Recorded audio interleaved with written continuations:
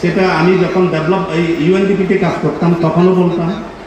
এরপরে আমি ডেভেলপমেন্ট বোর্ডে আমি 1 বছর 13 দিন কাজ করেছি, তখনও বলেছিলাম। আর এখানে অ্যাডভাইজার হওয়ার পর থেকে আমি আবার বলা শুরু করেছি, my first objective is quality education.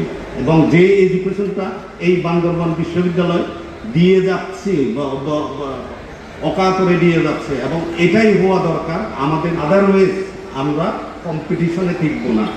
আপনারা জানেন যে কেন কোয়ালিটি এডুকেশন দরকার। আগে আমাদের 5% কোটা ছিল, ওই 5% কোটা শেষ হয়ে গেছে। 5% কোটা কি বলে, কোটাভোগী হচ্ছে আমি নিজেই ঢাকা বিশ্ববিদ্যালয়ে ভর্তি হয়েছি কোটা দিয়ে, অল্প বিস্তর সার্টিফিকেট দিয়ে তো ঢাকা ইউনিভার্সিটিতে ভর্তি হওয়া যায় না, কোটায় ভর্তি হয়েছি। কিন্তু কোটায় ভর্তি হওয়ার পরে আমি স্বপ্ন দেখলাম যে আমাকে বিসিএস পাস করতে হবে।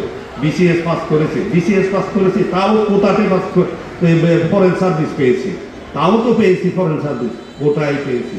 তো যাই হোক, এরপরে আমরা কোটাকে খুব বেশি ইউজ করতে হয় নাই।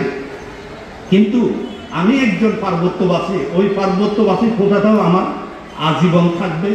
এই পার্বত্যবাসীর কোটা দিয়ে আমি এখনো চলতেছি। আমি খুব সম্ভবত দেববোধে চেয়ারম্যান হয়েছি কোটা পার্বত্যবাসী হিসেবে, এবং আমি অ্যাডভাইজার হয়েছি পার্বত্যবাসী হিসেবে। সুতরাং এই কোটাটা আমার আমৃত্যু থাকবে। সুতরাং আমি কোটার পক্ষে সবসময়। 5% কোটা এখনো আমি চাই। পার্লামেন্টে কোটা হলে আমি এখনো বলি, আমাদের অ্যাফার্মেটিভ অ্যাকশন ছাড়া আমরা উন্নতি লাভ করতে পারবো না।